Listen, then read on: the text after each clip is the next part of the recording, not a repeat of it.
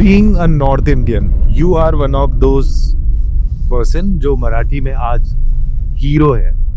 Okay, तो क्या आज भी आपको लगता है कि मराठी फेटर्निटी ने इतने क्लोजली आपको अभी एक्सेप्ट नहीं किया है, या उस एक्सेप्टेंस के लिए टाइम है? Of course, फेटर्निटी थी बात करो और yes, of course. There is a little time.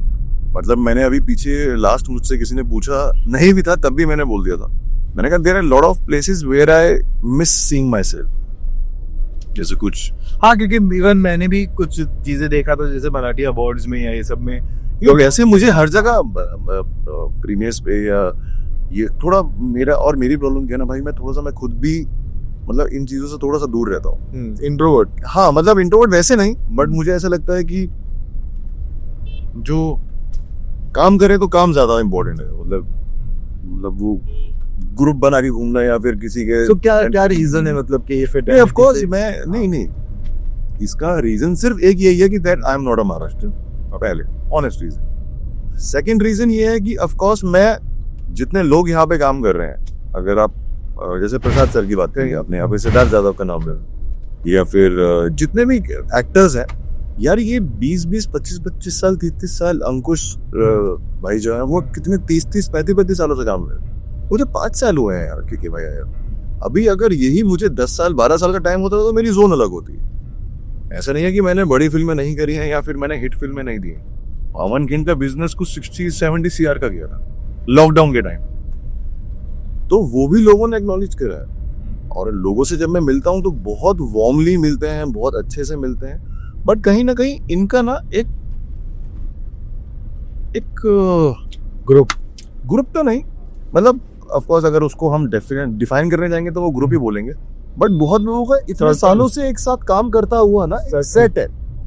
Correct. जैसे अगर आप हिंदी में भी देखो तो अब जाके अगर आप विक्रांत मसीह को देखोगे या फिर कार्तिक आर्यन को देखोगे तो ये इन्हें अब जाके रिस्पॉन्स ऐसा मिलने लगा है कि अभी आउटसाइडर नहीं कहलाए जाते हैं, क्योंकि अब इन्होंने भी उस फिल्मों में एक बड़ा कहते हैं ना कि योगदान दे दिया है. मतलब कमर्शियली बड़ी फिल्में दे दी हैं, सब बड़ा कर दिया.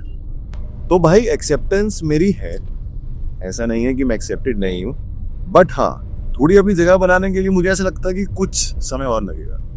तो ये मराठी वर्सेस नॉर्थ इंडियन का क्या मतलब? नहीं देयर इज नो वर्सेस. हाँ, ऐसा कुछ वर्सेस नहीं है. अगर वर्सेस होता तो मैं एक्सेप्ट ही नहीं होता. करेक्ट. वही मैं बोल रहा हूँ कि मुझे नहीं मतलब मुझे भी ऐसा लगता है कि हाँ तुम सही बोल रहे हो कि वो जो चीजें हैं वो it will take time, but it's not because of कि you are not a Maharashtrian. I think 100%. मतलब अगर ऐसा होता तो शायद फरजन के बाद मुझे, मतलब मैं आपसे कह रहा हूँ ना, एक बार आप थोड़ा अंदर महाराष्ट्र में चलोगे ना, जैसे रायगढ़ जब भी मैं जाता हूँ, मैं जितने भी बार गया हूँ, जितने भी दोस्तों के साथ गया हूँ, ऐसे लोग मिले हैं जो शायद बिकॉज मैंने वो अनसंग वॉरियर्स प्ले करे हैं तो वो पैर तक छूने लग जाते हैं. ओके, तो मतलब आप ये मुझे लगता है कि ये मैंने अर्न करा, तो कहीं ना कहीं वो एक्सेप्टेंस मतलब एक बहुत ब्यूटीफुल और ग्रेसफुली हुई है. बट जब आप काम की बात करते हैं, मैं जितना ज्यादा काम करूंगा ना, मुझे ऐसा लगता है कि उतने ज्यादा मराठी लोगों से मिलूंगा. अभी तक मेरी खुद की रीच वहां तक नहीं पहुंची है. जैसे अभी तक मैंने महेश मांजरेकर सर के साथ काम नहीं करा है. okay. अभी आदित्य सर पोद्दार है, उनके साथ मैंने काम नहीं करा है. और भी मराठी के जितने बड़े डायरेक्टर्स हैं, जो जितने बड़े राइटर्स हैं, बट काम मांगा है तुमने इन लोगों से? नहीं, मतलब काम तो मैं अभी ओपनली भी मांग लूंगा, मुझे उसमें काम मांगने में शर्म नहीं है. मगर काम ये है कि वो आपकी एबिलिटी देख के भी आपको अप्रोच करता है. अब जैसे फॉर एग्जांपल मैं जिस तरीके का बॉडी स्ट्रक्चर लेके चल रहा हूँ, वो हर जगह फिट होना ये इंपॉर्टेंट नहीं है ना. अगर एक चबी और फैटी रोल का कैरेक्टर है तो मैं उसमें फिट नहीं हो सकता. मुझे उसमें अपने आप को फिट करना पड़ेगा. और कभी ऐसे करके आदमी टाइप कास्ट भी हो जाता है. तो क्या तुमको उसका कभी डर लगा कि यार वॉरियर्स के ही रोल करके मैं कहीं टाइप कास्ट हो के बाहर ना निकल? किसी प्रोड्यूसर की औलाद नहीं है तो फिर डर ही नहीं है. मतलब कहीं ना कहीं अगर डर होता कि यार मैं नहीं चल पाया, तो अगर ये नहीं चल पाया तो का सवाल तो मुझे लग रहा है कई साल पहले ही छूट गया था दिमाग से. मैंने मुरारबाजी करी और मैं पूरा बॉल्ड हुआ था उसके.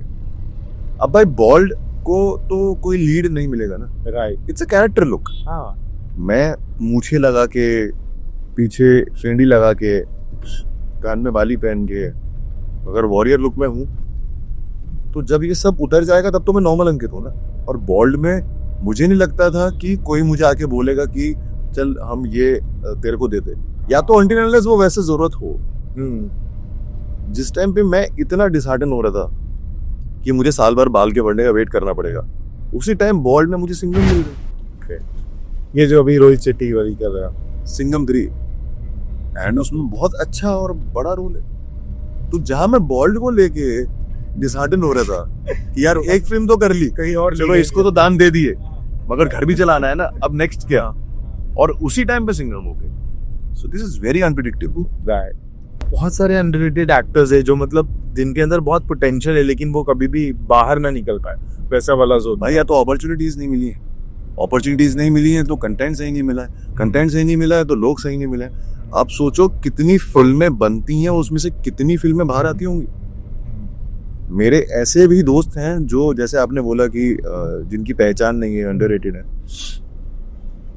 वो 3-3, 4-4, 5-5 फिल्में करके बैठे हैं। मुझे लगता है सबसे अंडररेटेड एक्टर कौन लगता है तुमको, जो सच में मतलब तुमको लगता है कि बहुत पोटेंशियल है लेकिन वो, जैसे if you'll ask me, अंकित मोहन।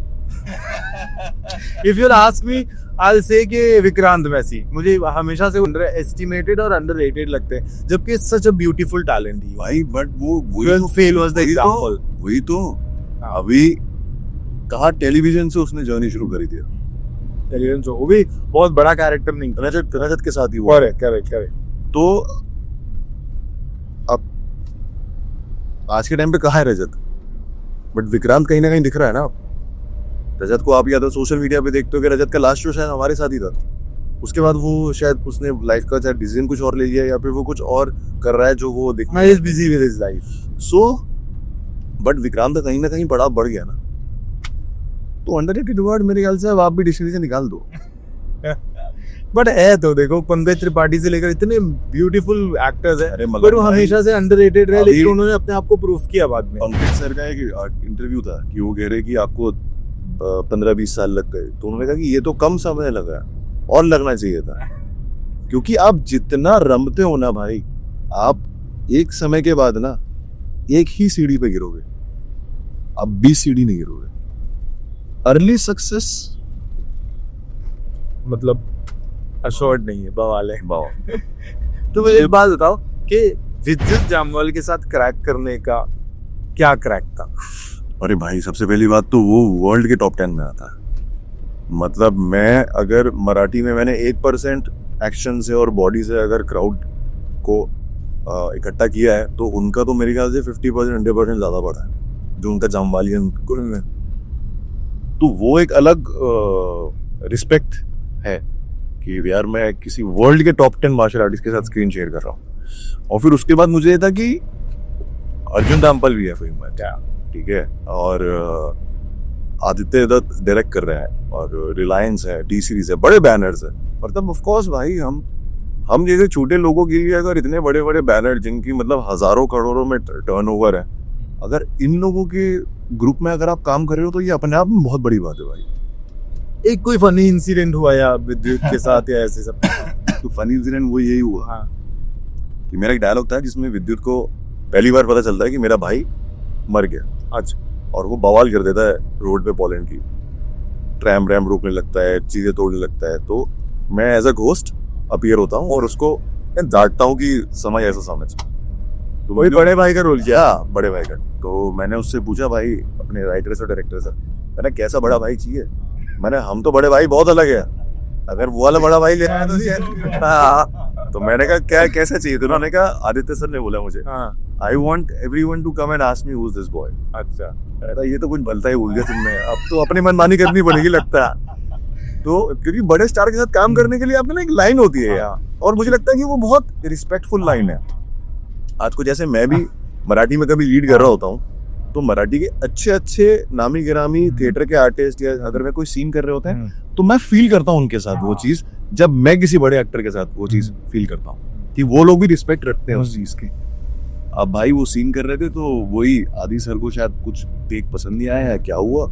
अब मैंने ये सोचा, मैंने कहा यार यहाँ तो इतनी सारी जनता है, किसी ने धर्मा में काम करा है, एडी ने, किसी ने कॉस्ट्यूम डिजाइन वहां पर है, कोई ये है कोई वो है, तो भाई अंकित अपना तो सिक्का जमाना पड़ेगा।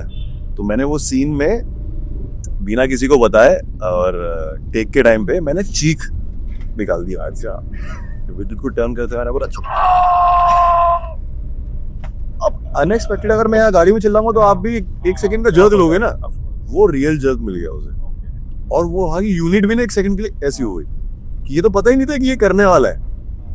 तो मुझे ऐसा लगता है लाइफ में और कहीं पे भी ना अपनी जगह जमाने के लिए ना आपको चीखना जरूरी, आवाज निकलनी जरूरी है। तुमको अभी चीखने का तुम्हारा वो शुरू हो चुका है। तो मैं जब वो चीखा ना, उसके बाद से फिल्म में मुझे लगा कि मैंने भी जगह बना ली, लोगों का भरोसा जीत लिया कि हाँ ये, क्योंकि वो सीन मेरी फिल्म का फर्स्ट डे ऑफ शूट था और सबसे मेजर सीन था फिल्म का। ओके, तो वो अच्छा गया तो मुझे लगा कि चलो सब अच्छा गया।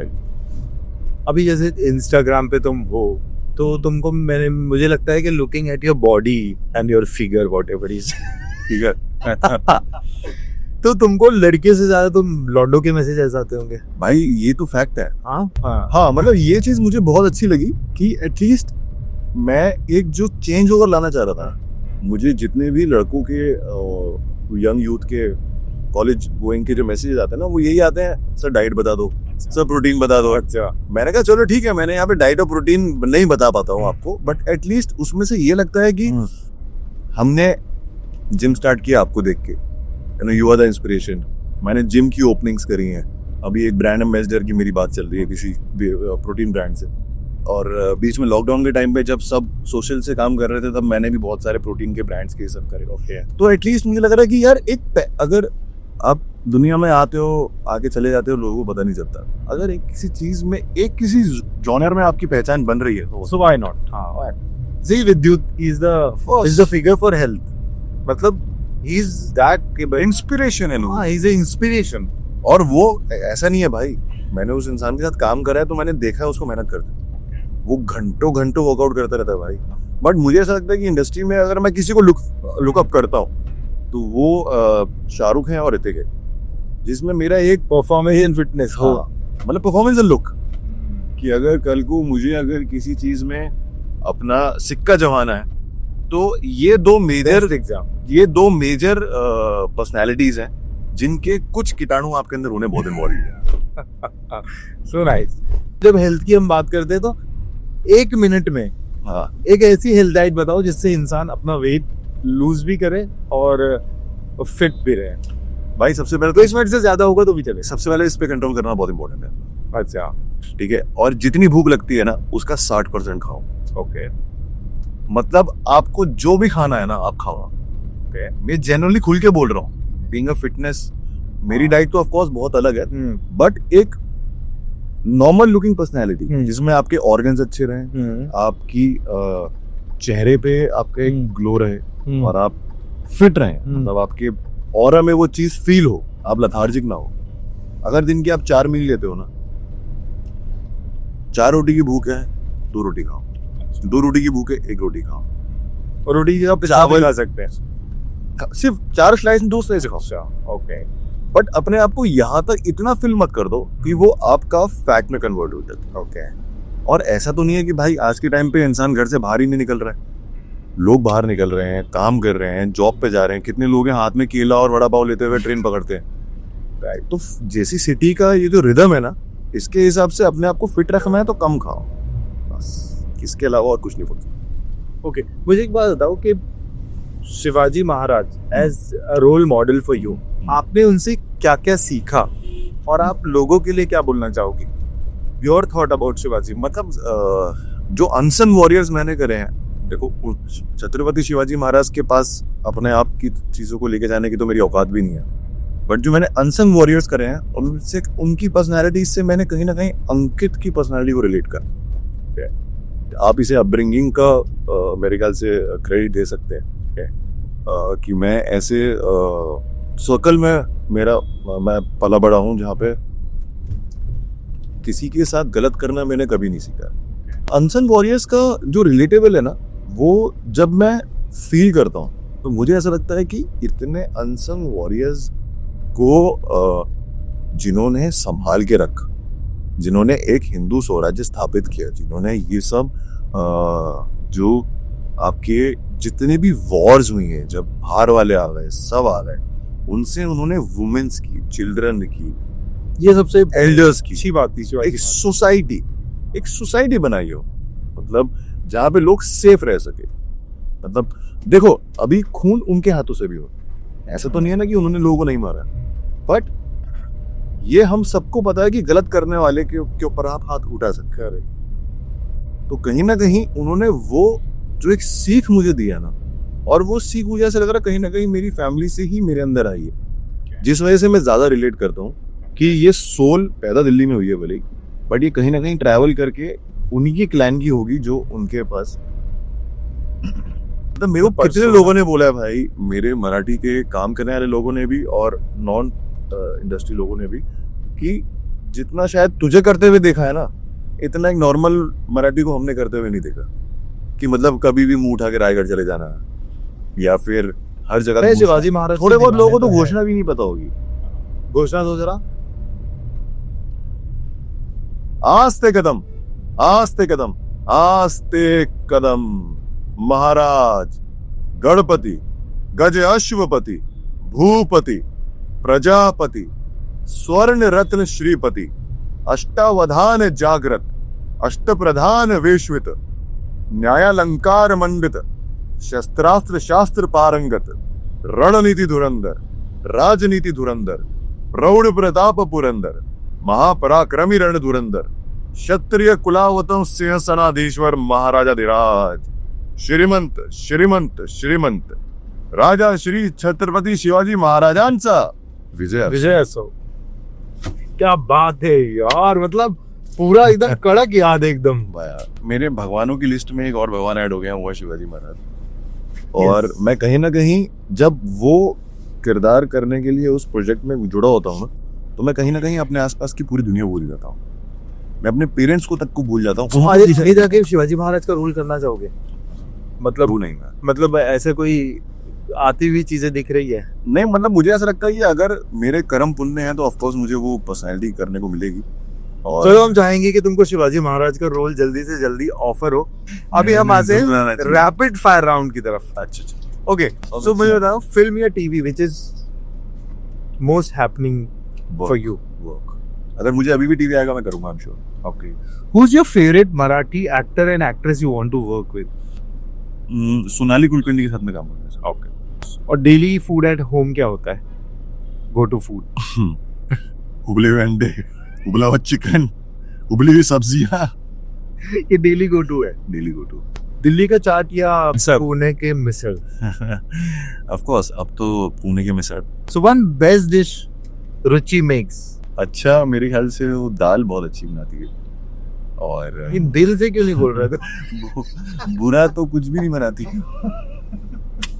मतलब ये ऐसा कोई खाना जो बार बार वो ट्राई करती है, बट इंटरव्यू तो 1 घंटे का, इसके बाद तक घर जाना है। I agree with you. अच्छा, रुचि एज ए वाइफ और गर्लफ्रेंड? As a friend. मुझे बताओ your favourite director? Digpal Lanjekar और Rohit Shetty? It has to be and it will always be Dikwal Lanjekar. Okay, so guys, that's it. Ankit Mohan. Thank you so much, Ankit, for coming. Thank you so much for calling me for this interview.